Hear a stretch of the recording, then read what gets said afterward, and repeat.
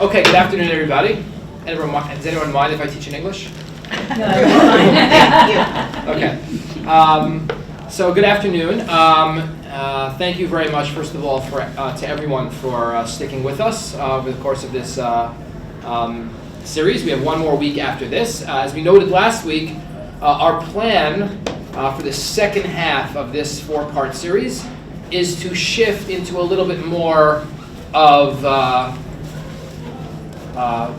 data, I guess, the more nuts and bolts Torah study. What I want to do is look at areas in the Torah, mitzvot, that although don't directly speak about citizenship, I think that their ethos and their purpose and their goal and their mission is specifically to cultivate that kind of ethic of citizenship within us. Mitzvot which are hard to make sense of if they're not about creating a more perfect society.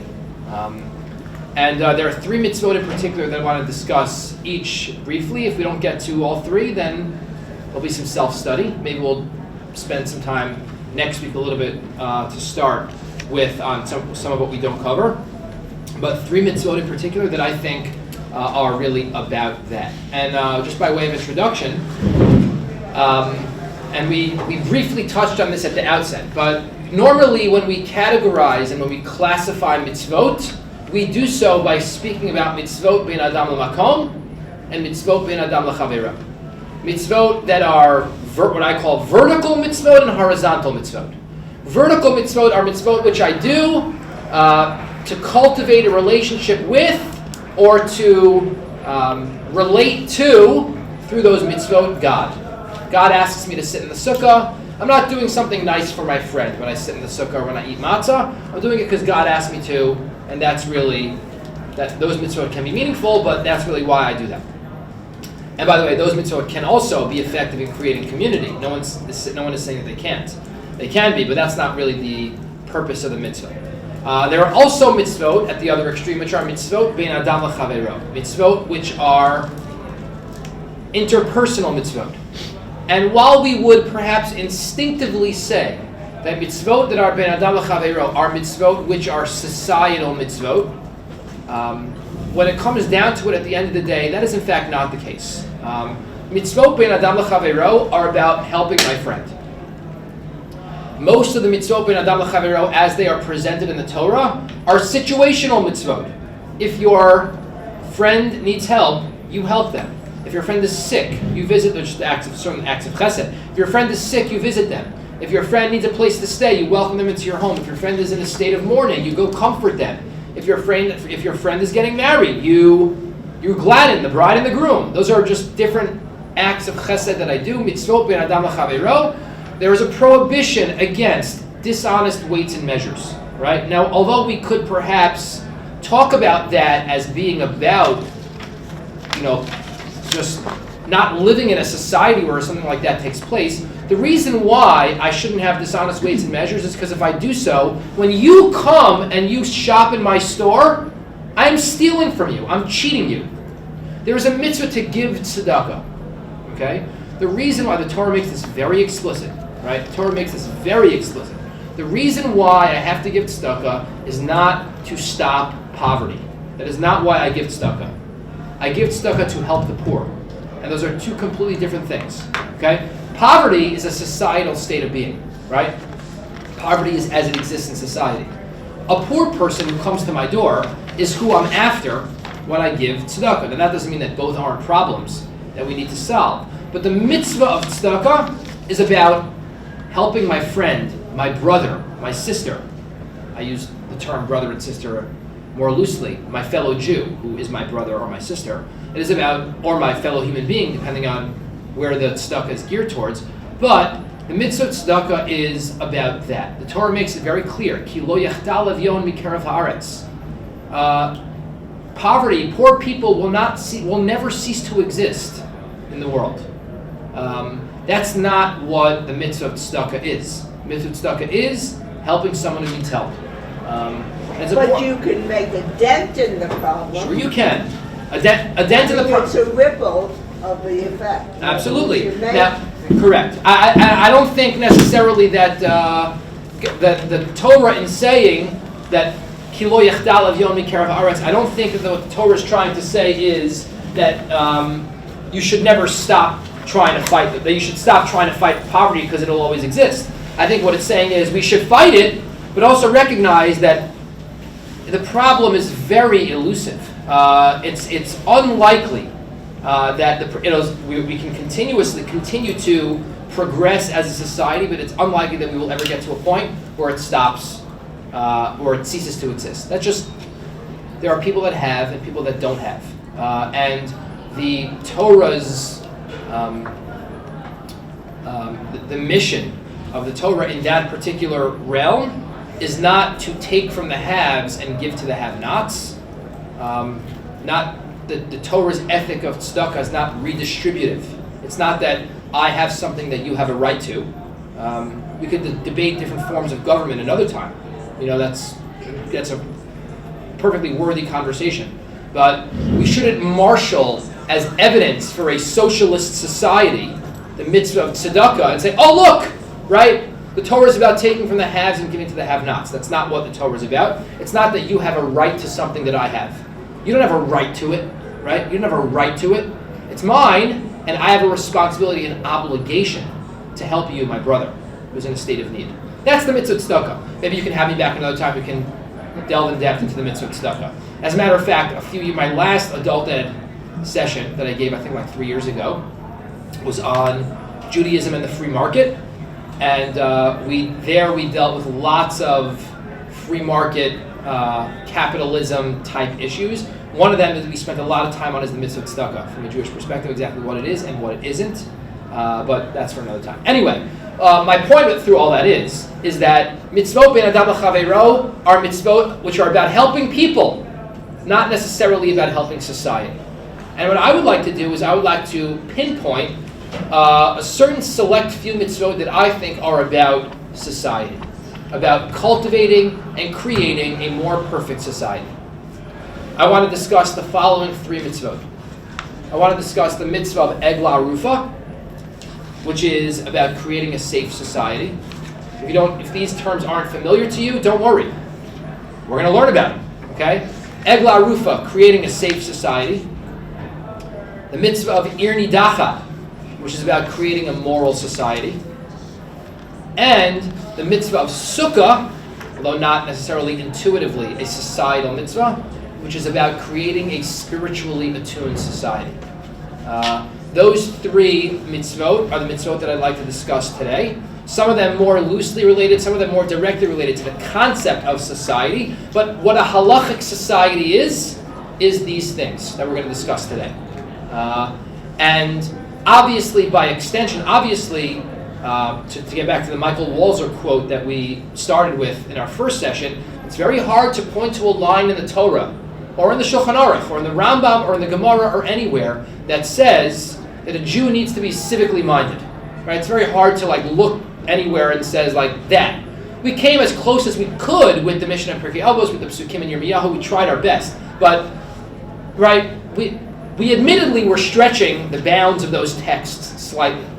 And yet what we see here is that even though the Torah really does speak about a society made up of law-abiding Jews, that's what the Torah and both Torah Shebechtav and Torah Sheba'al Peh really speaks towards.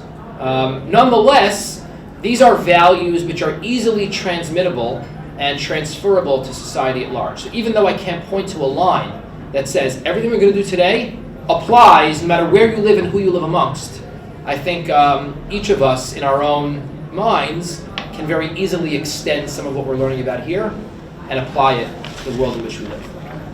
Any questions before we start our analysis? Okay, so let's begin.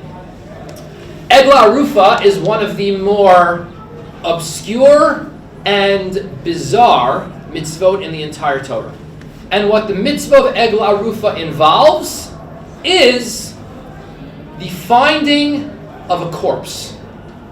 What happens if city officials come upon a corpse between 2 cities? It's not clear where the person came from. It's not clear where the person was going, and it's certainly not clear who was responsible for this death. And normally, even in today's society, in a situation where a dead body is found, Rahman al-Islam, we should never know from such a thing, an abandoned corpse is found, we don't know who's responsible, then normally the first thing that we do is we begin and we commence with an investigation. And yet the Torah, the ethos of the Torah here is not investigative, although we would love to know who did it. The Torah isn't about finding who's responsible. The Torah here says when this happens, instead of finding who's responsible, you take responsibility. If this happens on your watch, it's your fault. That's what the Torah says. You know why? Because a society where something like this can happen is a society that is less than perfect. And here, that's exactly what the Torah, both Tarash B'Chtav and Tarash B'Al Peh, is all about. So let's take a look, let's read the Psukim together, and we'll unpack them one by one. Okay? Source number 1, Dvarim Perek Chaf Aleph. Ki yimatzei chalal ba'adama asher Hashem Elokecha noten lecha l'rishta, nofel basadeh lo noda mihikahu. If a corpse, a slain individual, is found on the land in Eretz Yisrael, a nofel basadeh, lying in the field, lo noda mihikahu, and it's not known who was the murderer. So what do? You don't call the cops. You don't begin an investigation. You don't cordon off the area and declare it a crime zone. You don't go on the news and hold a press conference about how the authorities have been notified and we're taking this matter very seriously. What do? You do the following. Obviously. Next town. Oh, so let's see. What do you do? Very good. So the elders and the judges, not the cops, right? We're not talking about the shotrim. Shotrim do exist in halacha. Shoftim v'shotrim titein lecha b'chol sha'arecha. There are police in the halachic system, but the police are not called here. Who do we call? We call the elders. We call the judges. Umadidu el ha'arim asher svivot hachalal. What do? They measure to the cities that are around the area where the corpse was found. Where's the closest town to where this body has been found? Where's the closest town? Where do we go to? Then, verse 3, V'haya ha'ir ha'krova el hechalal, v'lakchu ziknei ha'ir ha'i eglat bakar asher lo ubad ba, asher lo mashcha be'ol. So you go to the city which is closest to this corpse, and what do? The elders of the city should take a calf, a fresh calf, a calf that hasn't been worked, a pure, pristine, unblemished calf. And what do? Verse 4, V'horidu ziknei ha'ir hahi et ha'egla el nachal eitan asher lo ye'aved bo v'lo yizareah. They take this unworked calf down into a nachal eitan, a coarse, a rough, rugged sort of valley that has also, it was untilled and unworked. Have an unworked calf and an unworked valley. The imagery here is totally pristine, nothing which has been worked in any way. And what do? And there in the valley, what you do is ve'arfu. Ve'arfu sham et ha'egla b'nachal, and you arfu, you decapitate, you slice up, for lack of a better term. Okay, you slice up the calf. Okay. Now, no, this is very jarring. Let's throw that out there, okay? We'll get to it in just a second. Now, new people come on the scene. First, you had the elders, and you had the judges. Now, who's arriving on the scene? The Kohanim, the priests, okay?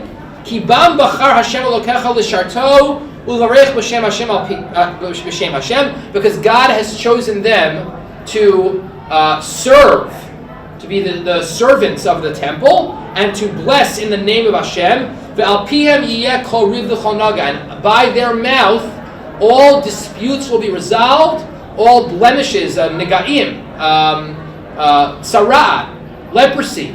They're the ones who make these determinations, whether something is pure, impure. They're in charge. And what do? V'chol ziknei ha'ir ha'hi akrovim el hachalal yirchatzu ideihem al ha'eglah ha'arufa v'nacha. The elders of that city, who are the nearest to the dead body, wash their hands over the calf that was decapitated there in that nachal, in that valley. And what happens? Ve'anu ve'amru. They proclaim and they say, they declare. The term in the Torah, ve'anu ve'amru, they answered and they said, always precedes a declarative statement of importance. And here they say, Yadeinu lo shafchu et hadam hazeh ve'inenu lo ra'u. Our hands did not spill this blood, nor did our eyes see who did. They say, our hands did not spill this blood, nor did our eyes see who did. Kaper la'amcha Yisrael, asher padita Hashem. Grant forgiveness to your people Israel, God, that you redeemed. Va'al titein dam naki b'kerev amcha Yisrael, v'ni kaper lahem hadam.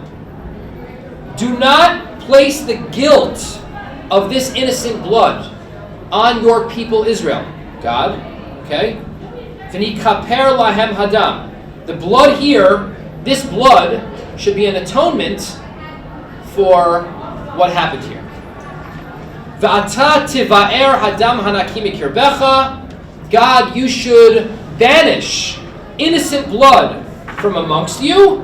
Ki taseh hayashar be'enei Hashem. For you shall do what is proper in the eyes of the Lord. Now, that statement is probably geared towards the people, right?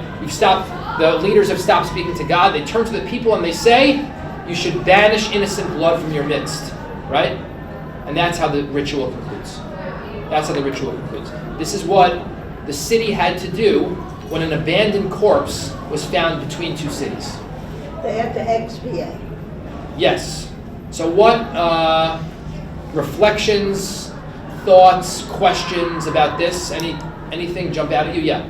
Wait, you said that what happens is that the elders or that people have to take responsibility, and yet the very first words they say is, our hands did not shed this blood. We're not taking responsibility. Okay, so good. We didn't do it. So that's a fantastic point. Such a good point is it that is precisely the question that the Talmud asks, right? The way that it's phrased is as follows. Take a look at source number 2, okay? So a few things before we even get to that. First of all, Rashi points out, okay? V'yatu zekeinecha, right? Rashi points out in the second verse. Miyuchad, right? The term zekeinecha, miyuchadim shebizkeinecha. The choicest from amongst the elders. Who's that a reference to? The Sanhedrin Gedola, right? Now, anyone who studied Masechet Sanhedrin knows that there were multiple kinds of courts in the halachic jurisprudential system. The judicial system had lower courts, which had judges of 3. These were regional courts. And then there was the central court of 23, the Sanhedrin Ketana. And then there was the Sanhedrin Gedola that had how many judges? 71. Right, 71. Okay? The Av Beis Din sitting in the middle, 70 judges sitting around. Now, the first Mishnah in Sanhedrin talks about the list of cases that were the purview of the Sanhedrin Gedola. It wasn't like the federal court system where the upper courts are appellate courts. It wasn't like that, right? It was certain types of cases were the purview, the jurisdiction of the Sanhedrin Gedola. Certain types of cases were the jurisdiction of the lower court. What types of cases were the jurisdiction of the Sanhedrin Gedola? If you look at the list, all matters of national import. Choosing a king, or declaring war, or all those sorts of things. Things of national import were the responsibility of the Sanhedrin Gedolah. And here you have a lowly corpse found in the middle of two towns, and we're calling out the highest court in the land, right? Can you imagine the 9 justices on the Supreme Court getting down from their bench and going down to some field in the middle of Missouri, okay, where they found a corpse, right, and claiming we didn't do this. Especially Kavanaugh. I was waiting for someone to say that. Can we imagine that image? It's just an uneven sort of image. By the way, just so that we know, if you take a look at the Rambam's beginning of Hilchot Sanhedrin, which is not on your page, but just generally at what the 11th grade here in SAR studies Masechet Sanhedrin, and when I teach Sanhedrin, which is not this year, but the years that I do, I always like to read the Rambam's Hilchot Sanhedrin, the first few halachot, side by side with Article 3 of the Constitution, just to see how the halachic system of the judicial system in halacha and the judicial system in the United States are similar and how they differ. It's really a fascinating exercise. So miyuchadim shebiskei necha. We're talking about the highest judges in the land. They go down and they do this. And if we go on down to source number 2, source number 2 is the Sifrei, the Medrash Halacha, and the Medrash Halacha here, and which you can also find pretty much in the Mishnayot in the 9th chapter of Sota. The 9th chapter of Sota deals primarily with Eglah Arufa, and there it says Yadeinu lo shafchu. By the way, we should note before we even read this Sifrei. To your question, there's something in the Torah called a Kri Uchtiv. Do we know what that is, a Kri Uchtiv? Do we know what that is? So lots of times, especially if you have read Torah before, or seen the inside of a Torah, so lots of times there are words that are spelled one way and pronounced differently, right? So if you'll notice, that word shafchu is spelled how in the Torah? We pronounce it shafchu. But if you look at verse 7, right? Zion? Yeah, Zion. It says shafchu, but before that it has the way the word is spelled in the Torah, and it says shafcha. Shafcha. What's the difference between shafcha and shafchu? Yadeinu lo shafcha. Right, we say shafchu. Right, this One is present and one is past. Well, they can actually both be understood to be past, but what's the difference between a word between the word shafchu and shafcha? Singular and plural. Excellent, singular and plural, right? How powerful is it that the Torah, even though the word that is recited by the elders is shafchu, the Torah spells it shafcha. What powerful message do we get there? Well, the individual is responsible, as if the individual. So the individual what?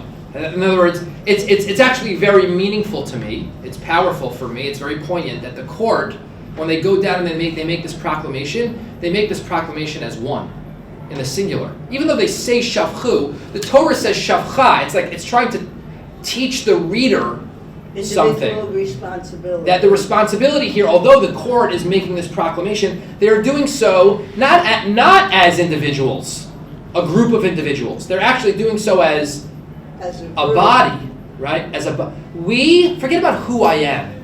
The standing and the stature that I have in society, my place on this court and as a leader amongst the people makes me responsible. Let's draw a circle around the entire group together, not around each individual within that group. We're all responsible together, right?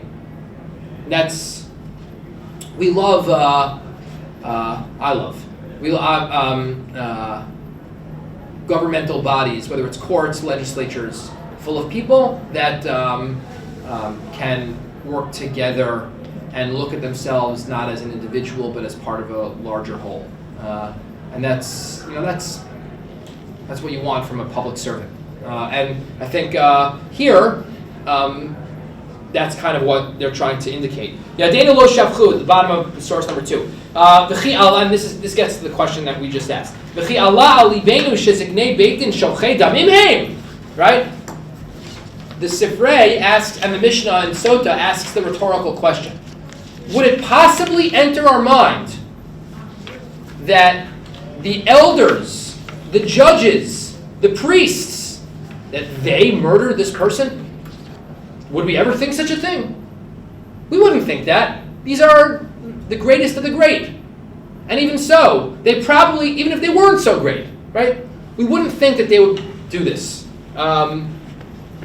Rather what? Ela shelo bali yadenu upatranuhu below mizanot velo ra'inuhu v'hinachnuhu below levaya. You know what they say? Yeah, we didn't kill the person, but you know what we are guilty of? Right? We're guilty that maybe, that it's possible the following happened. This person came to our city, needed a place to stay, and we sent him away. This person came to our place and left, and we didn't provide him with the provisions that he needed. This person, we might have saw him, and we didn't accompany him out of the city. In other words, in saying yadeinu lo shafchu et hadam hazeh, they are expanding the reach of what it means to be responsible for the dead. It doesn't just mean you pulled the trigger. That's not the only thing that it means. You have to absolve yourself for responsibility, even to claim that you didn't know this person and you didn't take care of them. Even to claim that you didn't see this person who needed a place to stay and you didn't give them a place to stay, or that you didn't accompany them out of the city when they needed you. Preventive, you didn't prevent. You think that the only person who has blood on their hands when an at-risk person is found dead, either tragically, you think the only person with blood on their hands is the person who's directly responsible for the murder? Who pulls the trigger? No. Anyone who was in a position to do something about this person who was vulnerable, which is exactly what this person was. The person was found dead between two cities. They were in a vulnerable state. You were in a position to do something, you didn't do something, you're responsible. The Ziknei Ha'ir come out and they proclaim, B'peh echad, with one mouth, Shafcha, not Shafchu, right? They proclaim, Yadeinu lo shafchu et hadam hazeh. And what they mean when they say that is, not that we didn't pull the trigger, we know you didn't pull the trigger. What they mean is, we didn't not do everything we can. Because if there's a dead body in the middle of the city, the immediate thought is, you were in a position to stop it and you didn't. And so the elders have to come out and they have to say that, almost as if to say, we didn't do it, but maybe we're a little responsible. They take, right? Yeah. Well, you just take a look at the homeless today, right here in New York. Yeah. Yeah. So everyone, the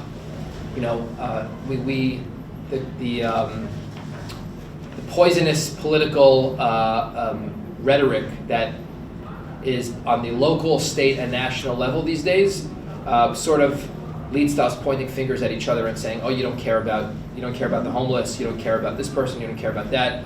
I think it's fair to say that we all care, and we differ as to what the best way to solve the problem is. And I don't mean you and me. I mean society. Very few people don't care about the homeless. And either way, the point of the matter is that yes, that leadership has a responsibility towards these people. The leaders of society have a responsibility to come out and say, Yadeinu lo shafchu. And just to continue, in the Sifrei, HaKohanim omrim, Kaper la'amcha Yisrael, right? The Kohanim say, atone, or forgive the people of Israel. Kishu omer asher padita Hashem, melamed shekapara zu mechaperet al yotzei Mitzrayim. Right? When you say al because you look at the verse carefully, it says al amcha Yisrael asher padita Hashem. Right? Forgive these people, the people of Israel, who you redeemed, and it's a reference to what, of course? When did God redeem us? The Exodus from Israel. Right, the Exodus from Egypt. Okay, from Yetzias Mitzrayim. So why do we reference Yetzias Mitzrayim here? Melamed, to teach us, shekapara zu mechaperet al yotzei Mitzrayim. This atonement, this forgiveness, is a forgiveness that's going all the way back, even to yotzei Mitzrayim. Kaper lamcha elu hachayim, right? Forgive your people, namely the people that are living. Asher padita, that you redeemed, elu hametim. Forgive even the people that are no longer with us. Even the people all the way back to Yetzias Mitzrayim. Magid, as if to say, Sha'metim tzrichim kapara. Even the dead require atonement. We ask God for forgiveness on behalf of everybody. Nimtseinu lemedim, this is to teach us, sheshofech damim chotei ad yotzei Mitzrayim. This is like such a powerful formulation. This is to teach us, the Sifrei says, that someone who murders is sinning all the way back to the Exodus from Egypt. Why? Asher padita al minat kain peditanu shelo yiyu beinenu shofchei damim. You redeemed us, Hashem, from Mitzrayim on the condition that there would not be murderers amongst us. That happened because we made a promise that we would be a moral, ethical, safe, upstanding society. Right? Yeah. I'm seeing Kol Nidrei and Yom Kippur in all of this. Okay. And I just wanted to know if you think that all of this together brings us to that kind of a reckoning on such a day. So it definitely evokes images of Yom Kippur in the sense that we are after a communal atonement. That is absolutely true. When we get up on Yom Kippur and we confess, right, we don't say, Ashamti, Bagadati, I sinned, we sinned, right? I sinned, I betrayed you. We say Ashamnu, we sinned, right? We sinned. Talk about the absolving myself of responsibility, right? I lied, I cheated, I stole. I wasn't nice to you. Not you. Why, when I confess, do I include you in my confessional? And there are lots of good answers to that question. Maybe you'll have me back and we'll talk about that too. But the best answer is that the type of atonement we're after on Yom Kippur is, in addition to personal atonement, communal atonement. And that's certainly true. It certainly seems to be what's going on here. But be that as it may, what the Sifrei is trying to drive home is the following.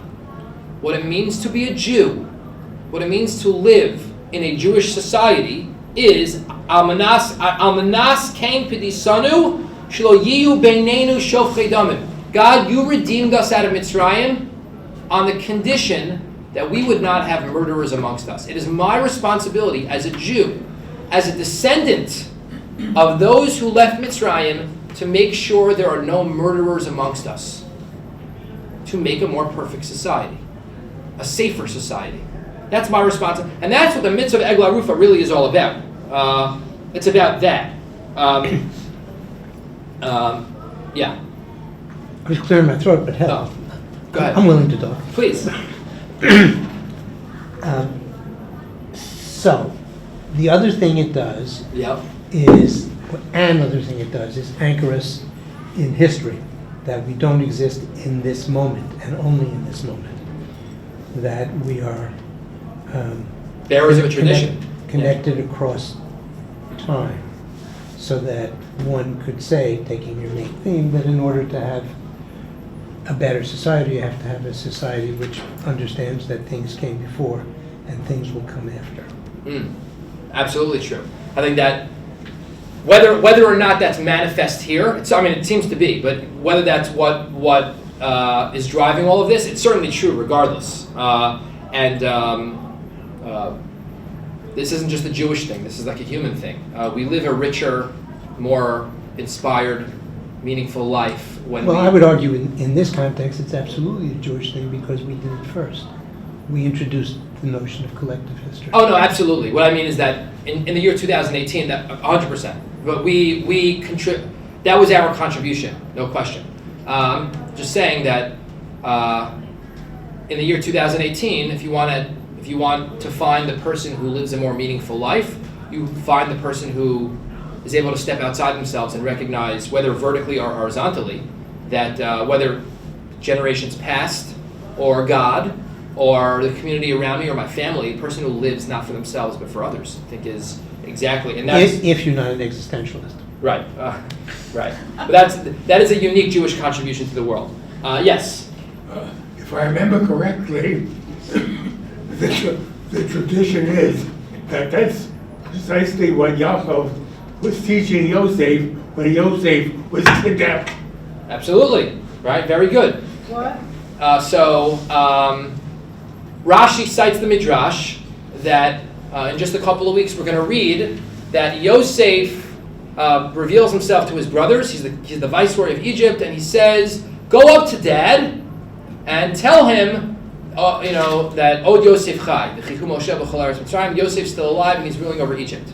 And what does he send up? He sends up wagons, agalot. The brothers come with the wagons, and they say, Yosef's still alive. And what does the Torah say? Vayafag libo, ki lo hamin b'hem. He didn't believe them, right? He thought they were crazy. And then what causes him to believe them? The eglos. He sees vayares ha'agalos. He sees the wagons, right? And then it says v'techi ruach Yaakov avihem. The spirit of Yaakov was revived. Was alive. What's going on there? So Rashi cites a midrashic tradition that vayaret ha'agalot, that Yaakov knew that Yosef was alive because the last Torah topic that they had studied together before Yosef had been kidnapped was the topic of Egla Rufa. And therefore he saw the wagons, the agalot, and he said, agalot, eglot, Yosef must still be alive. Right? Now, it's a midrash that is very fanciful. It's association. Association, yes. Yeah. But obviously the point, it's hard for me to wrap my head around the fact that Yaakov and Yosef, A, were studying Egla Arufa in the first place, B, that the wagons would have reminded Yaakov of that. But the truth of the matter is that whether this actually happened is of little to no concern to me when I learn the Medrash. Studying Midrash should not elicit in you, first and foremost, the question of, did it really happen, right? It's a secondary, almost insignificant question to be asking yourself when you're studying Midrash. The first question you should be asking yourself when you're studying Midrash is, pedagogically, what is this Midrash trying to teach me, right? The historicity of Midrashim is not the most important thing. For me, what that Midrash means is, Egla Arufa is about accountability, it's about responsibility towards others, and he sees the wagons, and he says, the brothers finally get it. They finally get it, right? All along they were out for themselves, and now they come up with these wagons. Egla Arufa, my family finally can look out for each other. Vatechi ruach Yaakov avihem, his spirit is alive, right? When he finally gets that message. So I think it's a beautiful midrash, and thank you for raising it, and 100%. Anyway, we actually you want to say something else? Yeah. Okay. So there are more sources about Egla Arufa here, which I would very much ask you to look at on your own. Many of these are very important. Just in terms of who goes, the pomp and the circumstance and the ceremony and the fanfare and the parade and the whole to-do that this was, it was supposed to be a to-do. That's the point. This is a societal tragedy. When something like this happens, it is a societal tragedy. And everyone is responsible, all the way up to the top, right? The Gemara in Sota says, not only that, but the Melech goes out, the king. And the Kohen Gadol goes out. Everyone in a position of authority, literally, everyone in a position of authority, in the context of an Egla Arufa, has to go out. Because it's your responsibility to ensure a safe society for others. Yes? Something has occurred to me. You can tell me my thinking is disordered, and that'll free me. But since this whole discussion started, the pasuk that came to my mind, and I don't know what the association is, and you can tell me to forget it, is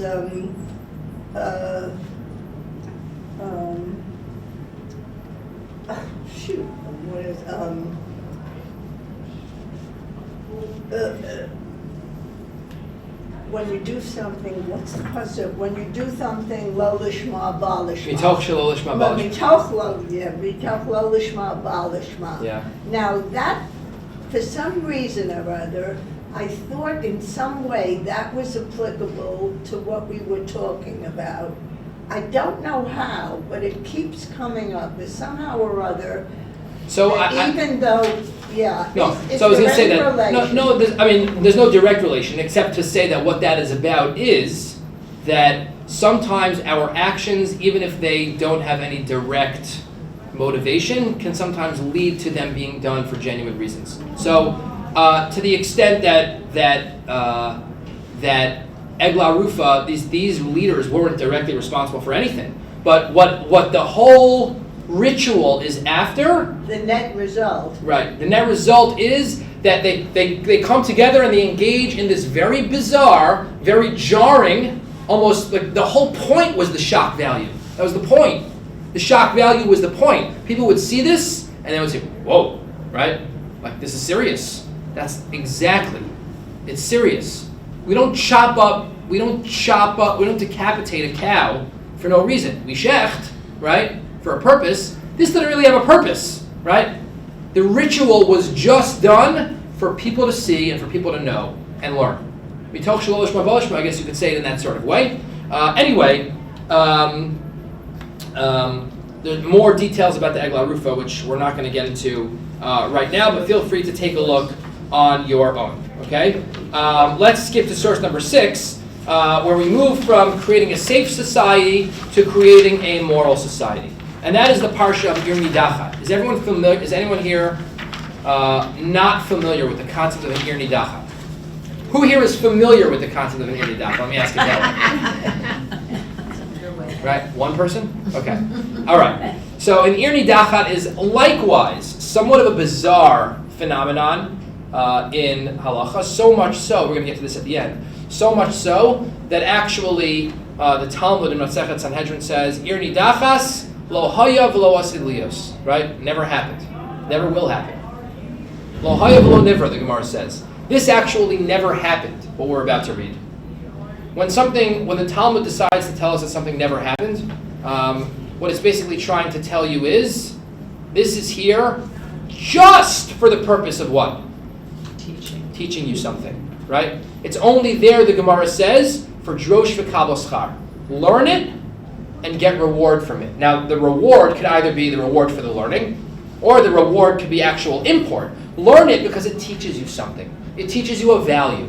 This parsha in the Torah teaches you a value. I would suggest the value that this parsha teaches you is how to create a society, how to be responsible for one another. That's what this is. What is an Ir Nidachat? Ki tishma ba'achat arecha asher Hashem Elokecha noten lecha lashevet sham le'mor. If you hear about in one of your cities, which Hashem gives you to dwell in, that they say, Yatzu anashim b'nei v'liyal mikirbecha v'yadichu et yoshvei iram le'mor ne'elcha v'navda Elohim acherim asher lo yedatem. Is this about Ari Miklat? I can't remember. No.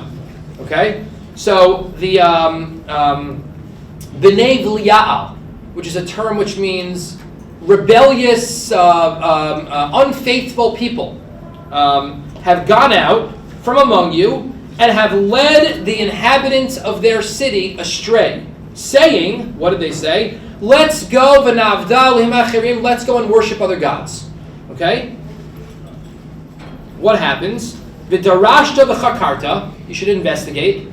V'sha'alta hetev, and you ask and you inquire very well, do a good investigation. V'hinei emet nachon hadavar nesta hatoeva hazot b'kirbecha, and you find that this in fact has happened, that they have led astray the city.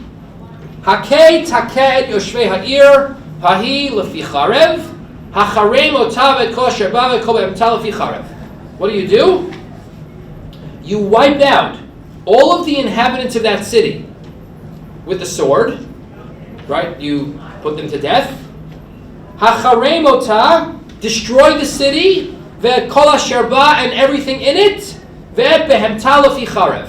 And the animals too, you should kill by the sword. Ve'et kol shlalatik bots al toch rechova. All of the booty, all of the spoils from this city, all the leftover stuff, what do? Bring to the middle of the town. V'sarafta va'esh et ha'ir v'et kol shlala kalil l'Hashem Elokecha. You know what you do? You burn the sarafta. You have like a bonfire in the middle of the town square, and you burn everything in the city. Everything. Et kol shlala kalil l'Hashem. Term kalil l'Hashem. Kalil, like from the word like klal, right? Completely, right? Vayechulu hashamayim v'haaretz, right? That word means to complete, finished, finished. Burn it all to a crisp, okay? Like very emphatic, okay? V'hayta tel olam lo tibaneh od. This tel, the word tel means like a mound or like a small hill, okay? This should be a tel olam. Lo yibaneh od. Never again are you permitted to build in that spot where that fire took place. Forever. V'lo yibak b'yadcha me'uma min ha'cherem. You may not take even 1 penny worth of the spoils from this town. L'ma'an yashuv Hashem mecharon ha'pos, that God alleviate His anger, right? And Hashem should have mercy on you like He had mercy on your fathers. Okay? Ki tishma b'kol Hashem Elokecha l'shmor kol mitzvotav asher anochi mitzavcha la'asot hayashar b'nei Hashem Elokecha. Right? So that you should follow in the ways of Hashem, keep all Hashem's mitzvot, and to do that which is proper in the eyes of Hashem. Okay? So, again, here too, there's lots to unpack, much more so than what we have time for now. But basically, and if you look at source number 7 in the Rambam, we're not going to read it necessarily inside now, just because we're short on time. But it's really a remarkable ritual. Basically, what you had a situation where the majority of the city, because the Torah is not explicit about this, but the Gemara and the halachic authorities wonder exactly what is going on. Is it really possible that an entire city would worship Avodah Zarah? It's very unlikely. So what exactly does the Torah mean? What does the Torah mean? 50%. If 50.1% of a town has descended to such a state of moral decay that they are worshiping foreign gods, and just so that we know, worshiping foreign gods isn't just about, what that means in biblical parlance is paganism. What it means is moral debasement. That's what it means. That's synonymous with worshiping foreign gods. Adulterous acts, child sacrifice. Those are the sorts of things that were normally associated with foreign worship. Okay? So we shouldn't think that it's just, I bow down to an idol, although that's not good either. In any event, all of the belongings from the entire, so first of all, we kill all those responsible and all the people who worshipped, and all the belongings from all the people, even the innocent people, the entire city is burnt to a crisp. Doesn't that strike you as odd? Yeah? Ruthless. Oh, what would Abraham say? Well, you tell me, what would Abraham say? I don't know. I mean, what is that? Because it's certainly jarring to me, but upon further reflection, it actually is empowering and actually somewhat comforting and consistent with the ethos of everything we've been talking about.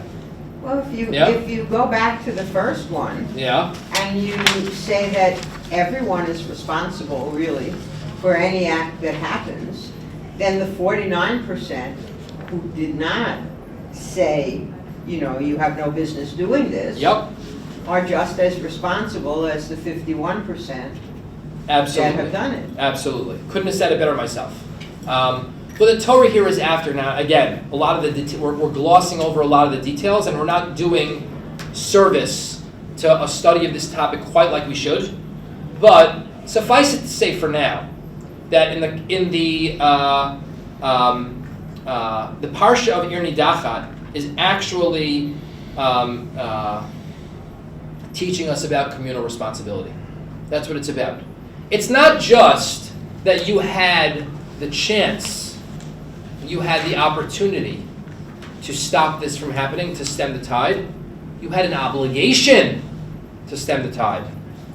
You are complicit in the descent of society into a state of moral debasement. You're complicit. And although maybe we won't kill you, we're going to burn everything you have, right? We're going to erase any remnant of this city, right? Now, you also understand why the Talmud says this never happened, right? We get that, right? In fact, the reason why the Talmud says this never happened is like a very technical reason why this could never happen, but it's actually a legal one. There is a legal paradox in the Torah that prevents this from ever happening. You know what the Gemara says? We're not going to read it inside, but I provided it on the source sheet at the end, so feel free to read it to yourself. The Gemara says that this couldn't have ever happened because you would have to burn everything, and the Torah also says you're not allowed to burn Hashem's name, you're not allowed to destroy Hashem's name. And there's obviously a mezuzah in the town. It's impossible there wasn't at least one mezuzah in the town, right? So we're supposed to burn, but on the other hand, we can't burn, right? So no Ir Nidachas could possibly ever take place because even if they wanted to, they couldn't burn all the contents of the town. Now it's a big stretch, right? So don't burn the mezuzah, burn everything else, right? But again, the justification is not the point. The whole point here is that the Talmud is trying to tell you it's really just about the message, right? The Torah and the Talmud were not first and foremost after, punish the people responsible. When this happens, you got to kill them. Got to burn, right? The whole point here is this mitzvah, like the last one, is something which is about teaching people their responsibility for the society around them, right? And it's not just your friend. It's 50% of society. You're responsible for society, making sure they're upstanding, moral people. Yeah. No, Oh. it's just. Okay. So, But yeah. didn't it happen? I mean, we hear so much in Torah study that this town was destroyed, or that town was destroyed, or Jericho was destroyed. So it did happen. So, those acts were acts of God, Right. the divine. And So this is saying this is an entirely earthly act. Oh, okay. Yes. This is saying that when this happens, not only is that the case, Man has to right, destroy. right, v'darashta v'chakarta hetev.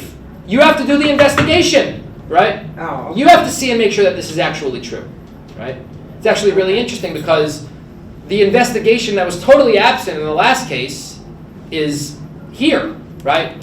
And it's a very interesting juxtaposition or contrast. Whereas when it comes to safety, right, you just take responsibility. Right? When it comes to the morality of society, right, you can't just on the surface know the morals of people or of a society without digging deep, right? You have to do an investigation. We're literally wiping out an entire city. You can't pass judgment on people by reading the papers. You can't pass judgment on people by thinking about them, what you hear or what you see on television. You have to really get to know someone or somewhere or something before you're willing to set it afire, to set it ablaze. It's like a really powerful thing. We're dealing with people's lives, and yet we cast people aside and we dismiss them as credible because of a soundbite that we heard on the news. I find it very troubling. The Torah makes it very clear. This goes for both sides of the aisle. That you have to see the best in people. Right? Don't automatically attribute sinister motives to people when they do things. Even when people do good things nowadays. He's obviously doing it for the campaign contributions. I mean, it's maybe that's true, but maybe it's not.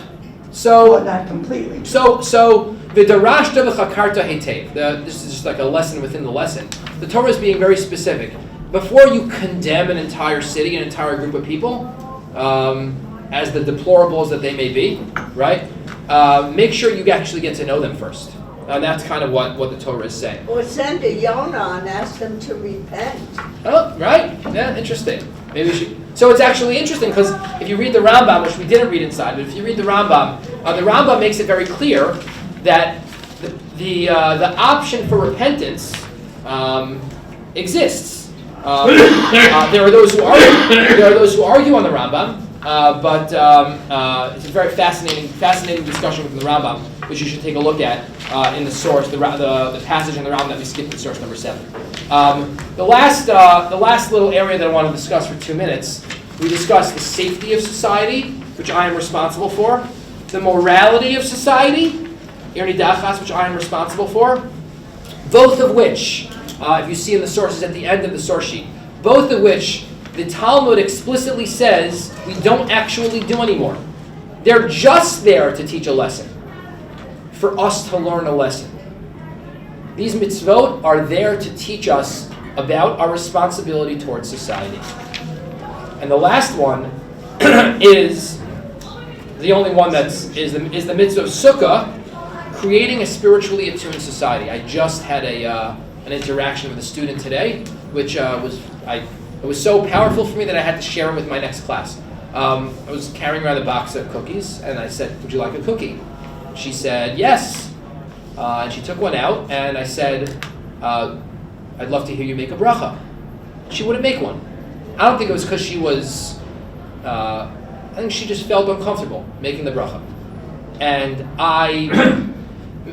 it's obviously first and foremost between her and God. Like that's, not my business, but I felt partly responsible for that interaction and that experience. Because I, not just as a teacher, but as a fellow Jew, I have a responsibility to create a spiritually attuned society. The Torah says about the mitzvah of sukkah that Basukot Teshvu Shivat Yamim, you have to sit in the sukkah for 7 days, and then it has a very strange formulation. Kol ha'ezrach b'Yisrael yeshvu basukot. The word ezrach, even in modern Hebrew, means citizen, resident. Every resident among the Israelites shall live in a sukkah. Okay? So what are we after, without getting, because our time is up, but without getting into too much detail, what are we after when we do that? The Gemara, the one thing I will say is that the Gemara in source, where is it? I apologize, it's not here. The Gemara says that, the Gemara entertains the possibility that the term Kol ha'ezrach b'Yisrael yeshvu basukot actually means that it needs to be possible for all of Bnei Yisrael to sit in the same sukkah, right? Which is obviously an impossibility. Number 15. What? Right, thank you. I actually cited the Rashi instead of the Gemara, but yes. Right, Kol ha'ezrach b'Yisrael yeshvu basukot demashma sukkah achas l'chol Yisrael sheyeshvu ba zeh achar zeh. It has to be a sukkah that is good enough for everybody. And why it's specifically the mitzvah of sukkah that is chosen, I think, is a phenomenal question. But the term ezrachut, actually, in this context, actually might mean that I have a right. When there's a mitzvah that I do that you don't do, right? I don't say, it's between me and God, it's between you and God. Your relationship with God is your business, not mine. No. Your relationship with God is my business too. That doesn't mean I ever pass judgment on you should you decide not to do a mitzvah. After all, you're still my brother, right? I don't love my brother less when they make choices that I don't like. But what it does mean is if you don't fulfill a mitzvah, then my mitzvah is incomplete too. Part of what it means to be a Jew, to be part of a halachic society, isn't just to be safe and to be moral, but to actually cultivate within one another spiritual inspiration, spiritual enrichment. How do I make it? It's my responsibility to make sure that the ezrachut, the citizenship, the society around us is spiritually attuned. So in these 3 areas, I think we've, without having delved into each of them as deeply as perhaps we should, I think we've uncovered, at least on some level, the notion of a halachic society. that beyond just helping my friend who's sitting next to me, I have a responsibility to make sure that society as a whole is slightly more perfect. Okay, so we'll continue, God willing, next week, discussing a little bit more of this and also Dina de Malchus Adina, which we touched on at the beginning. Everyone have a great week. Looking forward to next week. Thank you very much. Thank you. That's like going around.